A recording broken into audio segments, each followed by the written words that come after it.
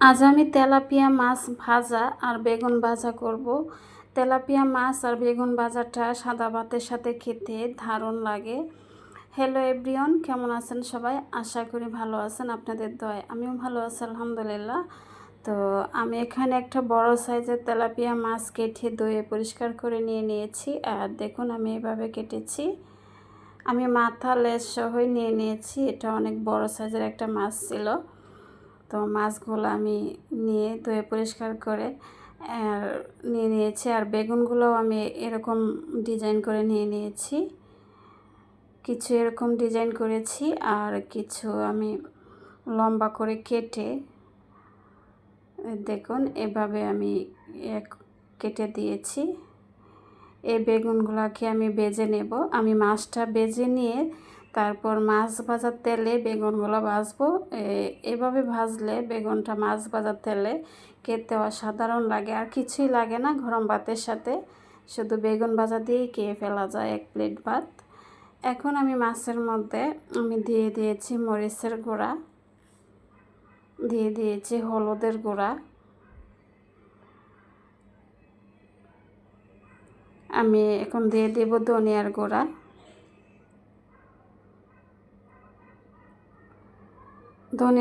দিয়ে দিয়েছি। এখন দিয়ে দেব ধনিয়ার গুঁড়া দিয়ে এখন দিয়ে দেব স্বাদ মতো লবণ,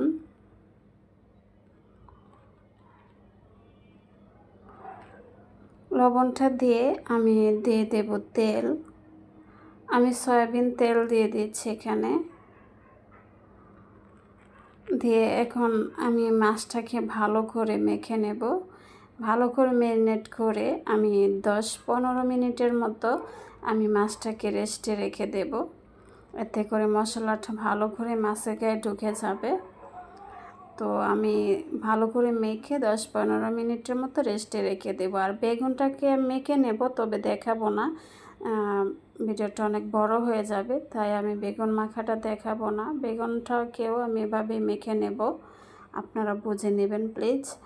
তো এ পর্যন্ত আপনারা যারা ভিডিওটা দেখতেছেন প্লিজ একটা লাইক দিয়ে ভিডিওটা ফুল কন্টিনিউ করার অনুরোধ রইল। আপনাদের একটা লাইক আমার কাছে অনেক মূল্যবান, আপনাদের মধ্যে অনেক বন্ধুদের কাছে পৌঁছে দিতে সাহায্য করে, আর আমাকে নতুন আরেকটা ভিডিও বানাতে অনুপ্রেরণা যোগায়। তাই প্লিজ লাইক দিয়ে আমার সাথে থাকার অনুরোধ রইল। আর দেখুন আমি চুলে একটা প্যান বসিয়ে দিয়ে তেল দিয়ে গরম করে নিয়েছি তেলটাকে। দিয়ে এখন মাছগুলো আমি এখানে দিয়ে দিয়েছি। আর মাছগুলোকে আমি 15 মিনিটের মতো রেস্টে রেখে দিয়েছিলাম। এখন সব কয়টা মাছ আমি দিয়ে দিয়েছি।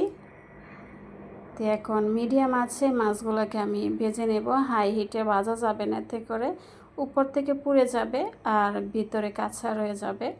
তাই আমি মিডিয়াম টু লো আছে ভেজে নিচ্ছি। মাছগুলোকে কড়া ভাজা দিয়ে নেব। আমি সব কয়টা মাছ উল্টে দিচ্ছি।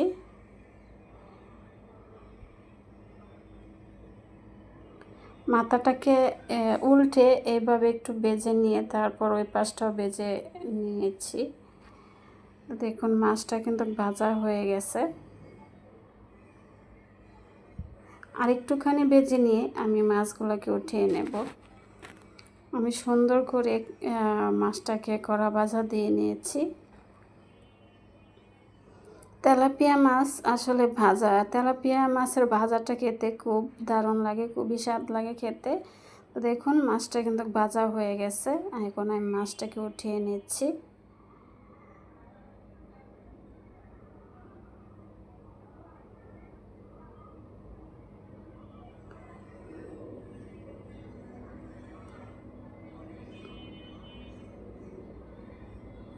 আমি মাছগুলোকে উঠিয়ে এই দুটো মাছ মানে মাথাটা আর একটা পিস বেশি ভাজা হয়নি, আর একটু ভাজতে হবে, তাই আমি সাইডে রেখে আমি ওই সাইড দিয়ে আমি বেগুনটা দিয়ে দেব। আমি মেখে রাখা বেগুনটা আমি দিয়ে দেবো। দেখুন বেগুনটা আমি মেখে রেখেছিলাম, ওইটা ক্যামেরা করিনি, আমি অফ ক্যামেরায় মেখেছিলাম। বেগুনটা আমি পাশে ভেজে নিচ্ছি। তো এই পর্যন্ত আপনারা যারা ভিডিওটা দেখতেছেন কাছে কিংবা দূরে, দেশ কিংবা দেশের বাহিরে, যে যেখান থেকে দেখতেছেন, আমার আপনাদেরকে অসংখ্য অসংখ্য ধন্যবাদ আমার পাশে থাকার জন্য। আর যদি কোনো অংশ ভালো লেগে থাকে আমার রান্নার, তাহলে চ্যানেলটাকে সাবস্ক্রাইব করে দিয়ে আমার পাশে থাকার অনুরোধ রইল। আর কমেন্টে জানাবেন কেমন হয়েছে আজকের রেসিপিটা।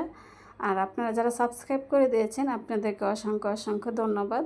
আর মাছের তেলের বেগুন ভাজাটা কিন্তু খেতে অসাধারণ লেগেছিল। আমি শুধু বেগুন ভাজা দিয়ে ভাতটা খেয়ে নিয়েছিলাম, খুবই স্বাদ হয়েছিল। সাথে আমি শুকনো মরিচ ভেজে নিয়েছিলাম, ওইটাও দেখাইনি, ওইটাও অফ ক্যামেরা আমি ভেজে নিয়েছিলাম। আর সাথে পেঁয়াজও ভেজেছিলাম, পেঁয়াজ ভাজা, মরিচ ভাজা, আর সাথে বেগুন ভাজা। আপনারাই বলেন কেমন হয় খেতে। আর দেখুন বেগুনটাকে আমি কড়া ভাজা দিয়ে নিয়েছি, খুব স্বাদ হয় এভাবে বেগুনটা ভাজা করলে। ধন্যবাদ।